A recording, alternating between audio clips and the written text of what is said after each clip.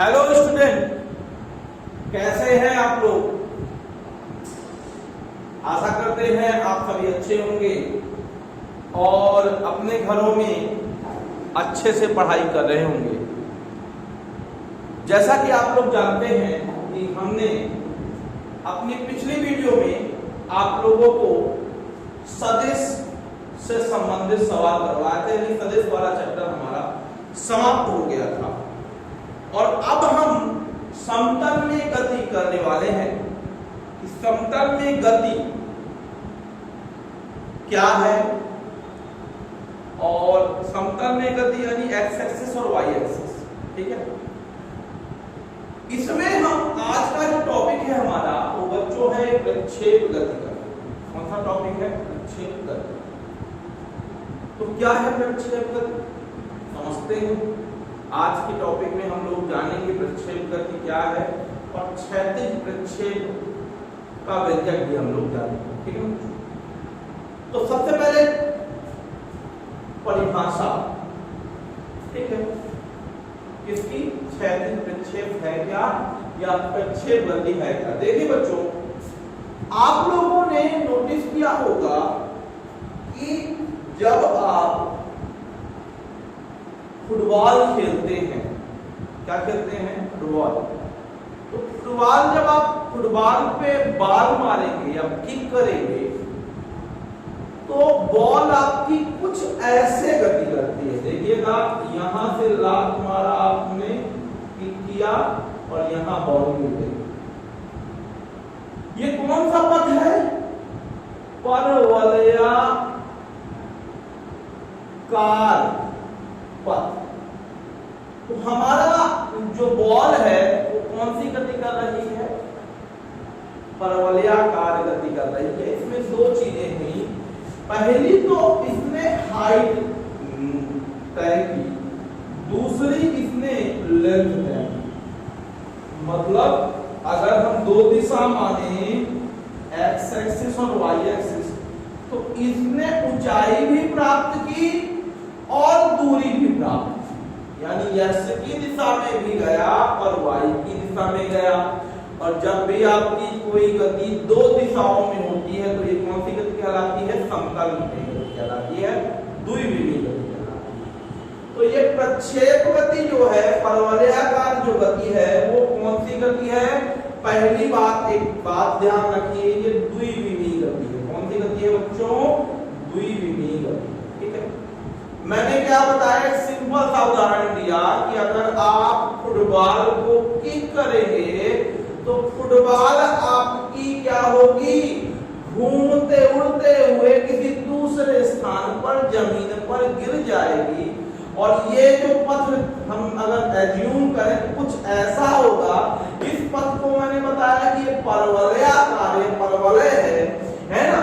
और ये जो दूरी है एक्स एक्सिस में भी तय की गई है और वाई एक्सिस में भी तय की गई है। मतलब आपकी एक्स एक्सिस में भी जाएगा और वाई एक्सिस में जाएगा, ठीक है। यानी कि ये कौन सी गति है? प्रक्षेप गति, द्विविमीय गति, ठीक है।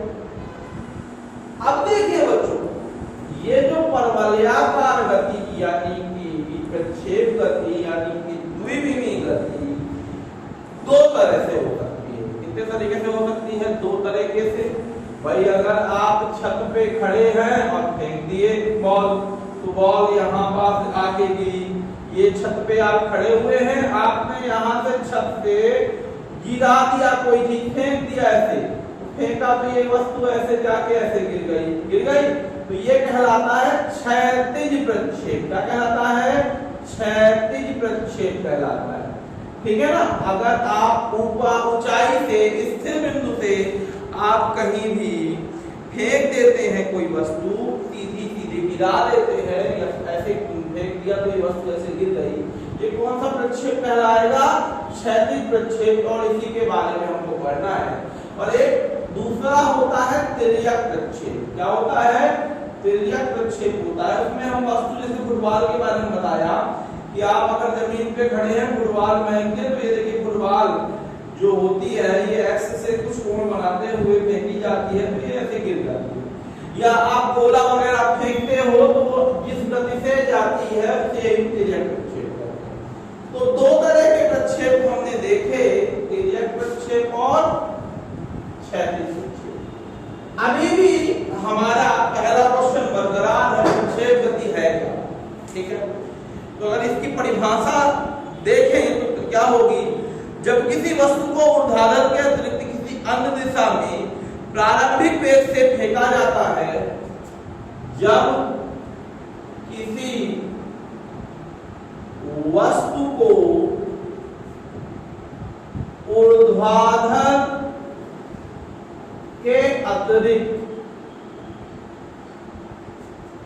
ऊर्ध्वाधर के अतिरिक्त का मतलब बच्चों कि मान लीजिए आप ऐसे ऊपर की तरफ ना फेंके, ठीक है ना, या तो ऐसी स्थिति में ऊर्ध्वाधर के अतिरिक्त लिखा है हमने, है ना, ऊर्ध्वाधर के अतिरिक्त किसी अन्य दिशा में, किसी अन्य दिशा में प्रारंभिक वेग से फेंका जाता है,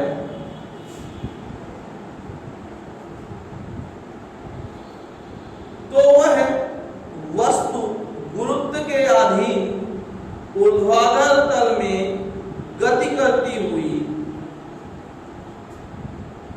तो वह वस्तु गुरुत्व के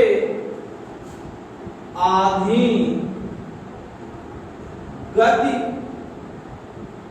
करती हुई जमीन के किसी एक बिंदु पर जाकर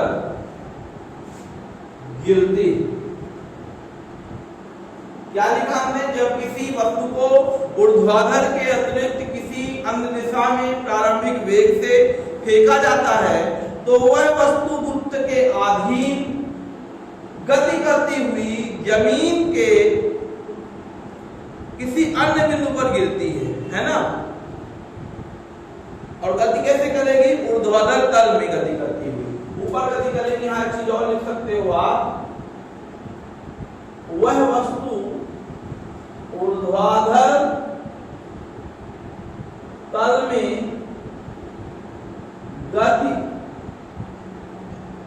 करती हुई, ठीक है, जमीन के किसी बिंदु पर जाकर गिरती है, और वस्तु की इस गति को ही हम क्या बोलते हैं? प्रक्षेप। वस्तु के इस गति को प्रक्षेप गति कहते हैं, ठीक है ना बच्चों। तो प्रक्षेप गति किसे कहते हैं? जब हम ऊर्ध्वाधर गति के अतिरिक्त किसी अन्य दिशा में प्रारंभिक वेग से वस्तु को फेंकते हैं, तो वस्तु ऊर्ध्वाधर तल में गति करती है हुई जमीन के किसी बिंदु पर जाकर गिरती है, और वस्तु के इस गति को प्रक्षेप गति। उदाहरण क्या है? फुटबॉल। फुटबॉल देखे हो ना, अभी थोड़ी देर पहले मैंने बताया था, है ना, वायु में कि कई फुटबॉल को किक करने पर, किक कैसे करने पर? वायु पर। फुटबॉल को किक करने पर फुटबॉल द्वारा वायु में प्राप्त करते,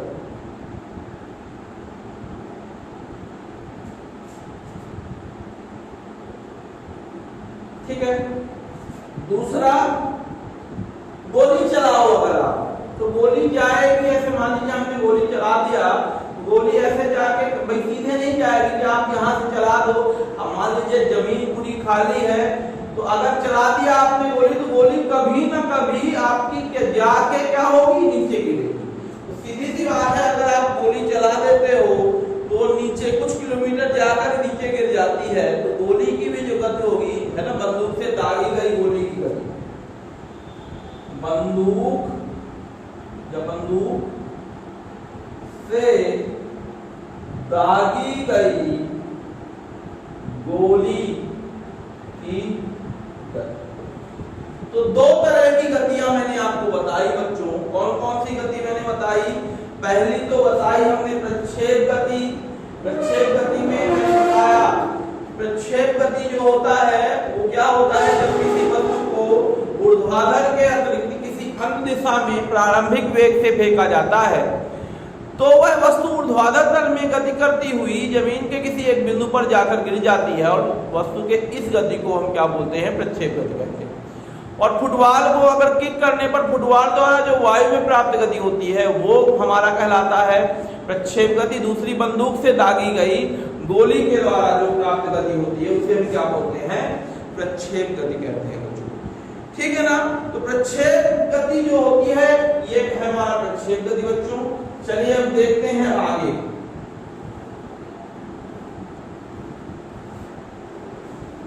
हमेशा ध्यान रखना बच्चों, प्रक्षेप गति दो घटकों में योजित होगा। ठीक है? कौन कौन से? क्षैतिज घटक और एक ऊर्ध्वाधर घटक, दो घटकों में योजित होगा।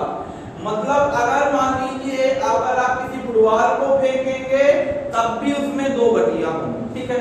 पहले मैं दो घटक की बात कर लेता हूं, फिर बाद में जब टॉपिक बताऊंगा तो समझ में आ जाएगा। पहली चीज आप ध्यान रखिए, क्षैतिज गति में क्या होगा? देखिए, क्षैतिज गति और ऊर्ध्वाधर गति दो गतियां होती हैं, इसीलिए इनको क्षैतिज प्रक्षेप या तिर्यक प्रक्षेप नाम दिया जाता है। क्षैतिज गति जब होगी बच्चों, क्षैतिज गति और ऊर्ध्वाधर गति, या फिर समझिए थोड़ा सा, ये एक दूसरे के स्वतंत्र है। आपने यहाँ खड़े हैं, आप एक बॉल फेंक दी, ठीक है ना, या फिर आपकी ये गति जो है आपने ये बॉल फेंक दी, ठीक है, तो ये हाइट प्राप्त की इसने, ये दूरी प्राप्त की, ठीक है, या फिर इसमें देखो इसने दूरी प्राप्त की है, दूरी प्राप्त, ठीक है। यहां मैं ये बता रहा हूं आपको कि जब भी क्षैतिज गति होगी तो क्षैतिज गति में ऊर्ध्वाधर गति का कोई रोल नहीं होगा। मतलब कहने का, आप यहाँ u वेग से फेंके हो, इसी u वेग के कारण ये वस्तु यहाँ पास आके गिरी है, इस u की वजह से ये वस्तु x दूरी तय की है। मतलब इसमें देखिए एक चीज गुरुत्व बल लगता है, आपने पढ़ा होगा गुरुत्वीय त्वरण, है ना, गुरुत्वीय त्वरण। गुरुत्वीय त्वरण हर वस्तु को अपनी ओर खींचता है g से, है ना, हर वस्तु पर लगता है। तो अगर ये वस्तु फेंकी जाएगी तो नीचे की ओर g लगेगा, यहाँ भी g लगेगा, यहाँ भी g लगेगा, यहाँ भी g लगेगा, प्रत्येक स्थिति पर g लगेगा। तो यहाँ मैं ये समझा रहा हूँ कि इस g का क्षैतिज गति में कोई रोल नहीं है बच्चों। मतलब हमेशा क्षैतिज गति अगर होगी तो g हमेशा 0 होगा, g हमेशा 0 होगा। अब यहाँ देखिए ऊंचाई प्राप्त की है, यहाँ भी देखिए ऊंचाई प्राप्त की है, तो ये जो ऊंचाई y एक्सिस में गिना जाता है, तो ये जो ऊंचाई प्राप्त करता है तो उसमें g, ऊंचाई ऊपर जाओ चाहे नीचे जाओ, नीचे जाओगे तो g पॉजिटिव, ऊपर जाओगे तो g निगेटिव। यानी ऊर्ध्वाधर गति में g हमेशा अगर ऊपर जाओगे तो माइनस में और नीचे जाओगे तो प्लस में होगा।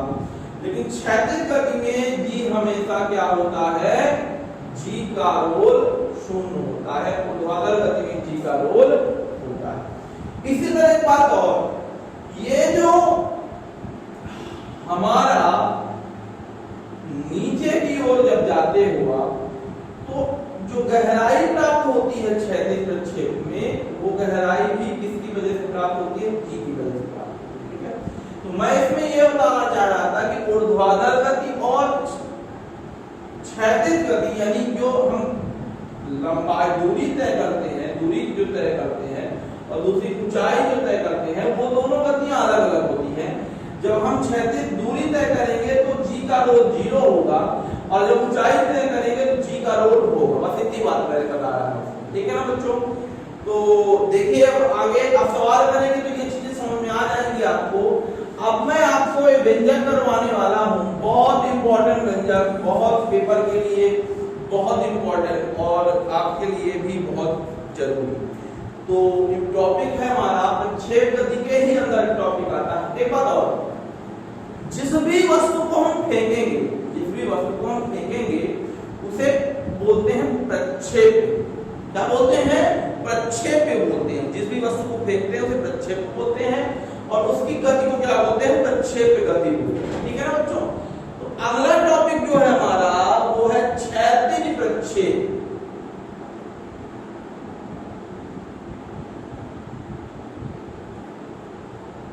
ध्यान से देखिएगा, ये है हमारी वस्तु, ठीक है? ये है हमारी वस्तु जो कि कुछ ऊंचाई पर रखी गई है। मान लेते हैं वह ऊंचाई h है। ये है जमीन, जमीन से कुछ ऊंचाई पर एक वस्तु रखी गई है और इस वस्तु को ऊपर से नीचे की ओर फेंका जाता है। ऊपर से नीचे की ओर क्या किया जाता है? फेंका जाता है बच्चों। तो यहाँ पास देख लीजिए, इसको और इधर साइड बना देते हैं। ये है हमारा क्या? तल है, ठीक है? और यहाँ है हमारी वस्तु और ये है इसका छत मान लीजिए, ठीक है? इसकी ऊंचाई मैंने बताया h है। यहाँ से वस्तु फेंकी गई तो ये वस्तु यूं जाएगी और यहाँ कहीं गिर जाएगी। ऐसा ही होगा ना बच्चों? वस्तु क्या होगी? हमने यू वेग से फेंक दिया इसको, ठीक है? इधर साइड फेंका, नीचे नहीं फेंका। यहाँ पास खड़े हुए हैं और यहाँ पास ऐसे फेंका तो ये वस्तु ऐसे कुछ गई, फिर यहाँ से ऐसे यहाँ आके यहाँ, ठीक है ना बच्चों? तो देखिएगा, मान लेते हैं जमीन से h ऊंचाई पर स्थित है और इसकी स्थिति O, ठीक है ना? क्या है? इसकी स्थिति O है बच्चों, ठीक है? और यहाँ पास मैंने x एक्सिस y एक्सिस बताया। ये क्या है? हमारा x एक्सिस और ये क्या है? हमारा y एक्सिस, ठीक है? अब इसको हम करना स्टार्ट करते हैं, ठीक है? तो मान लेते हैं, माना क्या? माना जमीन से h ऊंचाई पर स्थित बिंदु, जमीन से h ऊंचाई पर स्थित बिंदु O है, जिससे u वेग से प्रक्षेप को प्रक्षेपित किया गया है। क्लियर? समझ में आया इतना कि नहीं आया? आ गया होगा, है ना? अब मान लेते हैं t समय में यह वस्तु x अक्ष की दिशा में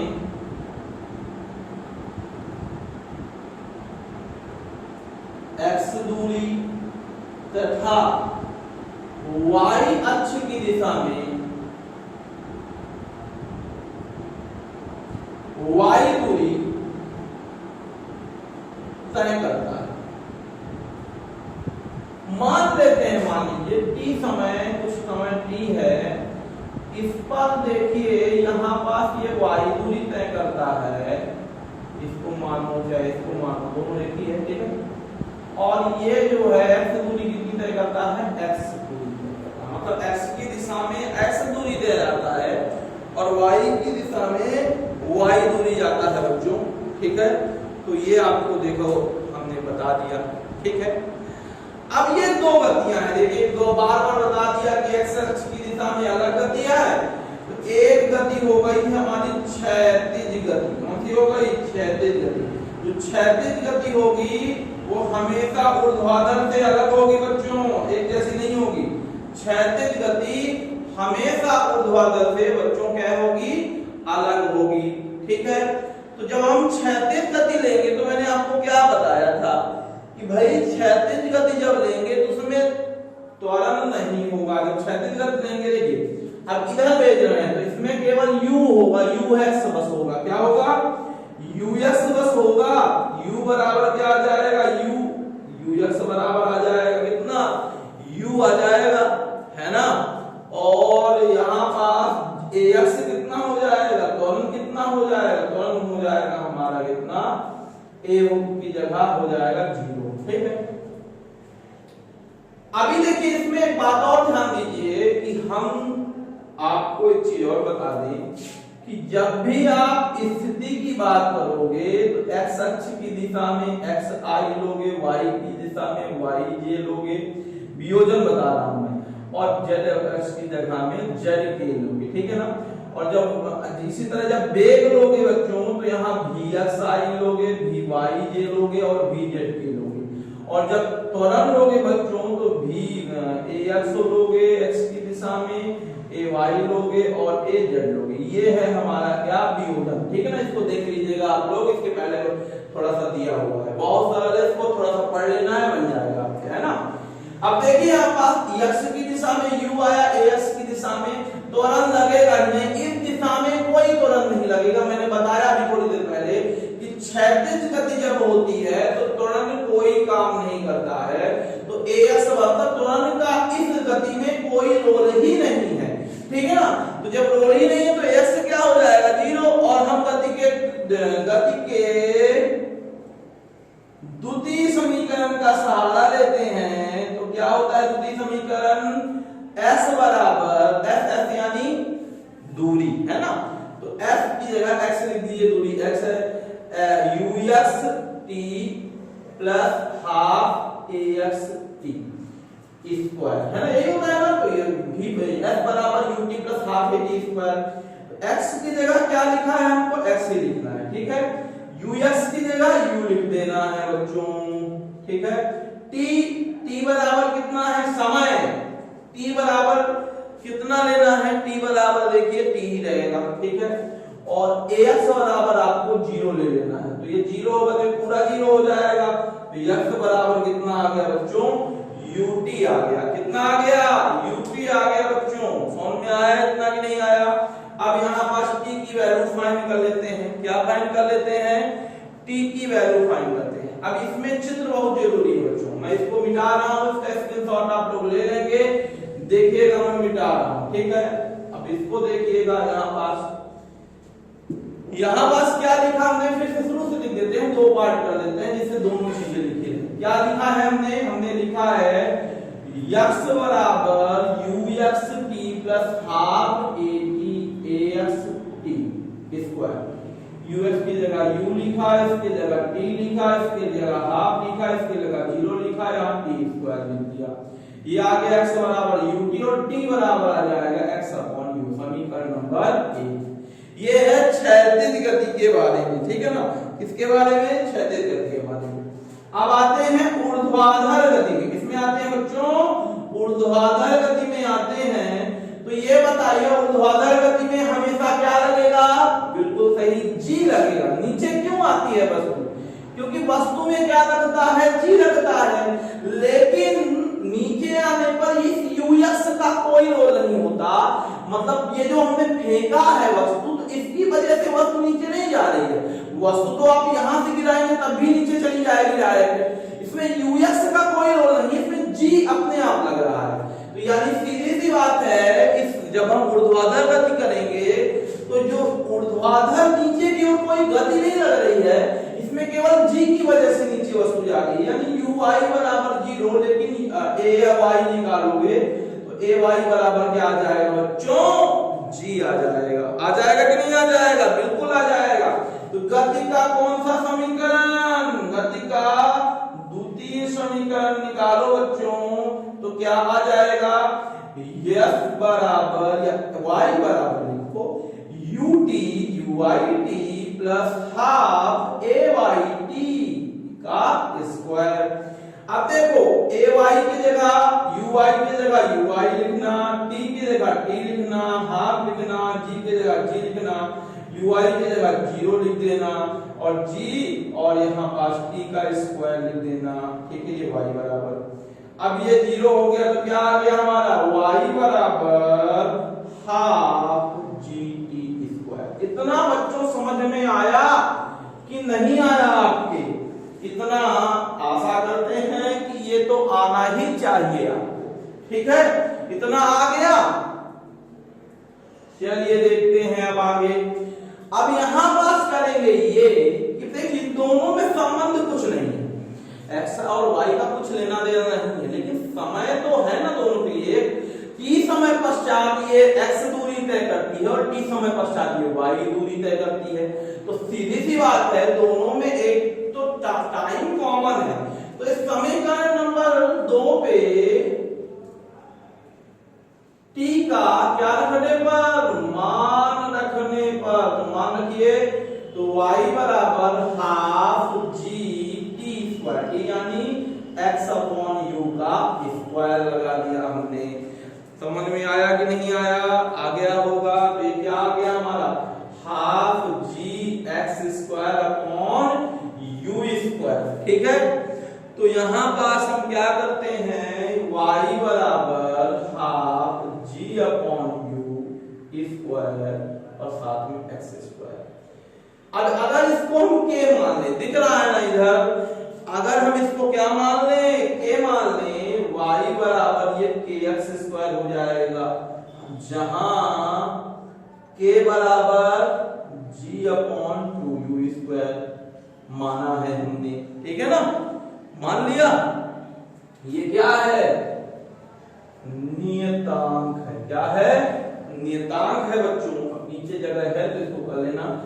अब यहां पास एक बात ध्यान रखिए, ये जो y बराबर bx स्क्वायर या ax स्क्वायर या kx स्क्वायर कुछ भी मान लो, ये होता है परवलय का समीकरण। ये समीकरण नंबर जो 3 दिख रहा है आपको, यह किसका समीकरण है, ये समीकरण नंबर 3 परवलय का क्या है, समीकरण है। और परवलय का समीकरण है तो ये पथ क्या कहलाएगा आपका, ये पथ कहलाएगा परवलय, ठीक है ना। यानी कि क्षैतिज प्रक्षेप का जो पथ होता है, यानी कि क्षैतिज गति जो होती है, क्षैतिज प्रक्षेप में जो क्षैतिज और ऊर्ध्वाधर दोनों गतियां होती हैं, उसका पथ कैसा होता है, परवलयाकार होता है। क्षैतिज प्रक्षेप का पथ कैसा होता है बच्चों, परवलयाकार होता है, ठीक है ना। तो क्या किया हमने, फिर से देख लेते हैं एक बार। क्या किया है हमने, सबसे पहले जब हमने ऊपर से वस्तु को फेंका तो ux दिशा में हमने वेग लगाया। तो जब हम जब क्षैतिज प्रक्षेप होगा तो क्षैतिज प्रक्षेप में केवल ux का रोल होगा, g का इसमें कोई रोल नहीं है। तो ux की जगह हमने u लिख दिया है और x की जगह 0 लिख दिया है, तो ut आ गया, t बराबर x अपॉन u आ गया। सेम इसी तरह जब हम ऊर्ध्वाधर गति करेंगे, तो ऊर्ध्वाधर गति जब हम करेंगे बच्चों, तो उसमें हमको क्या करना पड़ेगा, ऊर्ध्वाधर गति जब हम करेंगे तो नीचे आने वाली वस्तु जो है g की वजह से नीचे आ रही है, उसमें कोई फोर्स हम नीचे नहीं लगा रहे हैं, इसलिए uy क्या हो जाएगा, uy हो जाएगा बच्चों 0 और ay हमारा g हो जाएगा बच्चों। तो इस तरह से इसमें हम जब वैल्यू पुट करेंगे तो एक समीकरण t के फॉर्म में आ गया। t दोनों में संबंधित है तो t की जगह वैल्यू रख दिया और आ गया हमारा संबंध, और इसको हमने नियतांक मान लिया। ये 1/2 g अपॉन u स्क्वायर अपने से माना है, इसकी जगह k लिख दिया है। और ये जो समीकरण दिख रहा है y बराबर ax स्क्वायर bx स्क्वायर, ये होता है परवलय का समीकरण। तो इससे ये पता चला कि क्षैतिज प्रक्षेप का जो पथ होता है बच्चों, वो सदैव परवलयाकार होता है। वह हमेशा कैसा होता है, परवलयाकार होता है। समझ में आया बच्चों? आ गया होगा। इस पर इसको स्क्रीनशॉट ले लीजिएगा। चलिए वीडियो पॉज करके आप क्या कर लेंगे, स्क्रीनशॉट ले लीजिएगा। अब इसमें 2 क्वेश्चन और बनते हैं। एक बोलता है उड्डयन काल। क्या, उड्डयन काल। उड्डयन काल है क्या, और एक होता है, उड्डयन काल पहले समझ लो। पृथ्वी से मतलब ऊपर से यहां तक आने में कोई ना कोई समय लगाया होगा इसने, है ना। तो प्रक्षेप को धरती तक पहुंचने में जितना समय लगेगा वही कहलाएगा हमारा क्षैतिज प्रक्षेप। क्या कहलाएगा? क्षैतिज प्रक्षेप या उड्डयन काल कहलाएगा। वस्तु को जमीन तक जाने के लिए जितना समय लगता है, यानी h ऊंचाई से गिरने तक जितना समय लगता है उसे हम क्या बोलते हैं? उड्डयन काल। अब देखिए, क्योंकि ये ऊंचाई की बात कर रहा है, कितनी दूरी तय की, तो हम देखिए uy निकालते हैं। आपको पता है y बराबर, या फिर लिख सकते हैं s बराबर uy t plus half ay t square. s की जगह ऊंचाई h ले लीजिए, uy तो 0 होता है हमारा, और हाफ इसकी जगह gt स्क्वायर लिख लीजिए। तो ये आ गया हमारा h बराबर हाफ gt स्क्वायर। हमको टाइम चाहिए तो t को यही लेने तो बाकी उधर भेज दो, तो t स्क्वायर बराबर 2h अपॉन g, और t का स्क्वायर हटाओगे तो अंडर रूट लग जाएगा, 2h अपॉन g आ जाएगा। और यही है हमारा उड्डयन काल का फार्मूला। वैसे हम t या कैपिटल T यहां अगर लिख दोगे उड्डयन काल को, तो यहां ये कैपिटल T से इसको डिनोट किया जाएगा। ठीक है ना बच्चों? तो t बराबर under root 2h upon g, ये उड्डयन काल का व्यंजक है। इसमें क्षैतिज प्रक्षेप में, इसमें उत्तर है क्षैतिज प्रक्षेप में उड्डयन काल का व्यंजक। ठीक है। दूसरी बात, क्षैतिज परास। एक और टॉपिक होता है क्षैतिज परास। अब क्षैतिज परास क्या होता है? देखिए, यहां से यहां तक मतलब कि आपकी क्षैतिज दिशा में जितनी दूरी तय होती है ना, क्षैतिज दिशा में प्रक्षेप के द्वारा जितनी दूरी तय की जाती है उसे हम बोलते हैं क्षैतिज प्रक्षेप। ठीक है। अब देखिए, आपको पता है वेग बराबर क्या होता है? वेग बराबर होता है दूरी बटे समय। वेग बराबर यूएक्स वेग से देखा है ना, वेग बराबर दूरी बटे समय, और दूरी बराबर क्या आ जाएगा? दूरी बराबर आ जाएगा, दूरी बराबर क्या आ जाएगा? वेग बटे समय है, तो ये हो जाएगा वेग गुणे समय आ जाएगा, है ना। तो वेग बराबर दूरी बटे समय, तो दूरी बराबर वेग गुणे समय। तो वेग है हमारा यूएक्स और समय है हमारा t, समय है हमारा t। दूरी हमको निकालना है, दूरी हमको निकालना। तो अच्छा ये बताइए, ux की जगह हम u लिख सकते हैं, और t की जगह ये वैल्यू आ गई हमारी कैपिटल T, उड्डयन काल आ गया। तो ये आ गया u × 2h अपॉन g। ये किसकी वैल्यू आ गई? हमारी क्षैतिज परास की वैल्यू आ गई बच्चों, r बराबर u 2h अपॉन g। ठीक है ना। फिर से समझिए, ये वेग x की दिशा में जो वेग है u है, क्योंकि क्षैतिज दिशा में हमको बात किया है, तो ux इसका वेग हो जाएगा, t इसका समय हो जाएगा। ux की जगह u लिख दिया, t की जगह ये वाली वैल्यू रख दिया, तो ये आ गया हमारा r बराबर u under root 2h upon g। तो बच्चों, आज का वीडियो आपको समझ में आया होगा। इसको अच्छे से कर लीजिएगा, अच्छे से पढ़ लीजिएगा, अच्छे से कर लीजिएगा। धन्यवाद एंड अच्छे से रहिए, सुरक्षित रहिए और पढ़ते रहिए।